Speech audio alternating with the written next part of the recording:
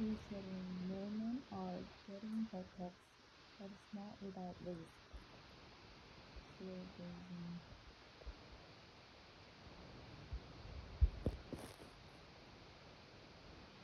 Peter, is your friend bother you? It's really just around the eyes. Friend is also bothering me. Yeah, good. Yeah,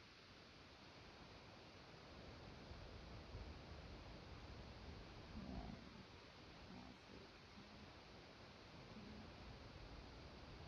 So-called anti-wrinkle injections were once thought to be something women sought out to by the aging process, but increasingly that's no longer the case. Little eye frown, threatening for me yet to relax. I've been recently returned to Australia from living overseas, and I found that it's much more prevalent and common standard and in immense lifestyle. Peter Duncan's been getting Botox for about 5 years, having grown up to 70, 80s and being sun exposed. But now it's, it's starting to show effects in different areas, so particularly in the face. Sadly, the number of men every trade has been slowly increasing over time. So it's probably gone from 5% in the early days of the clinic, and I think it will be probably somewhere between 15 and 20% now. The Australian facial injectable industry was valued at $4.1 billion in 2023, and it forecast to grow 19.3% every year until 2030.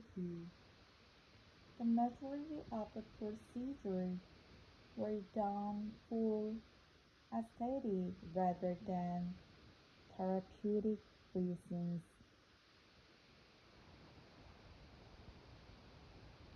Chinese owner Westphal has become a key player in the industry, owning several cosmetic injectable chains.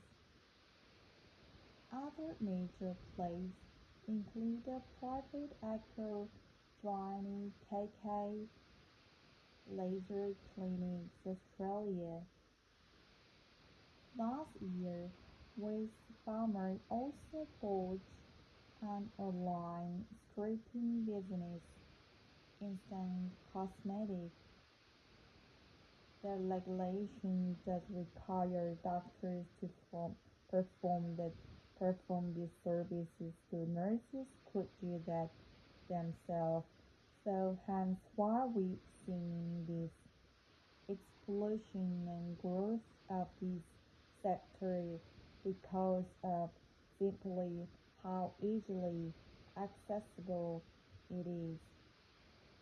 Online scraping services allow cosmetic nurses to work alone by getting a telehealth doctor to prescribe the drugs to clients. Other big players include Jubei, Freeze Clinics. Surgical and non-surgical cosmetic procedures are not without risk. The medical watchdog Opera has received 472 formal complaints about procedures. since 2022. It also bans or restricted 35 practitioners. Some industries are calling for more standardized training for doctors and nurses. They also want tighter rules around the use of telehealth prescription services. Any change in your medication? Dr. Jenny Timmons is one of them. We are seeing a bit of trade where there are some girls and boys who are entering nursing um, shortly to do cosmetic nursing. Legal experts expect AFRA to take a closer look at streaming services. Can they prescribe 10 and then they can visit a nurse, an enrolled nurse following that point, and administers the injection by that enrolled nurse. That is a question that's yet to be explored. Good afternoon, how are you? This coordinating nurse is happy with the way the industry works. It's so well thought out. Now you just contact the doctor that used that script to you and the patient, and they will contact you immediately. Kelly have a lot pre-sale to reject set up her own business 2 years ago. I've been seeing at least 3 to 4 new patients every week. Sometimes it's been 7 patients a week. So I'm still growing, so I'm really, really grateful. A cost of living crisis not enough to stop some Australians chasing their youth. One more.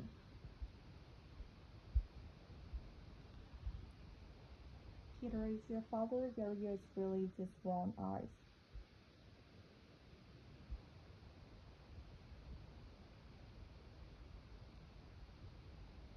So-called anti-wrinkle injections were once thought to be something women sought out to define the aging process, but increasingly that's no longer the case. I've recently returned to Australia from living overseas, and I found that it's much more prevalent and common standard in mass lifestyle. Peter Duncan's been getting Botox for about 5 years, having grown up to 70s, 80s and being sun exposed. That now it's starting to show effects in different areas, so particularly in the face, especially the number of men that we treat has been slowly increasing over time. So it's probably gone for 5% in the early days of the clinic, and I think will be probably somewhere between 15 and 20% now. The Australian facial injectable industry was valued at $4.1 billion in 2023 and is forecast to grow 19.3% every year until 2030. The majority of the procedures were done for aesthetic rather than therapeutic reasons. Farmers owner West Farmers has become a key player in the industry, owning several cosmetic injectable chains. Other major players include the private equity giant KKR Laser Clinic Australia. Last year, West Farmer also bought and aligned stripping businesses, Instance Cosmetics. The regulation does require doctors to perform these services, so nurses could do that themselves. So hence why we're seeing this explosion and growth of the sector because of simply how easily accessible it is. Online stripping services allow cosmetic nurses to work alone by getting a telehealth doctor to prescribe the drugs to the client. Other big players including Jubei and Breast Clinic. Surgical and non-surgical cosmetic procedures are not without risk. The medical watchy Opera has received 472 formal complaints about procedures since 2022. It also bans and restricts certified practitioners. Some industries are calling for more standardized training for doctors and nurses. They also want tighter rules around the use of telehealth prescription services and a change in medication. Dr. Johnny Kimmich is one of them. We are seeing a bit of a trend where there are some girls who are and boys who are entering nursing purely to do cosmetic nursing. Legal experts expect Afra to take a closer look at stripping services. Can they prescribe 10 and then they can visit a nurse and enrolled nurse following that point and be administered the injection by that enrolled nurse. The discussion does yet to be explored. Good afternoon, how are you? This cosmetic nurse is happy with the way the industry works. It's so well thought out. You will just contact the doctor that used the script with you and your patient, and they will contact you immediately.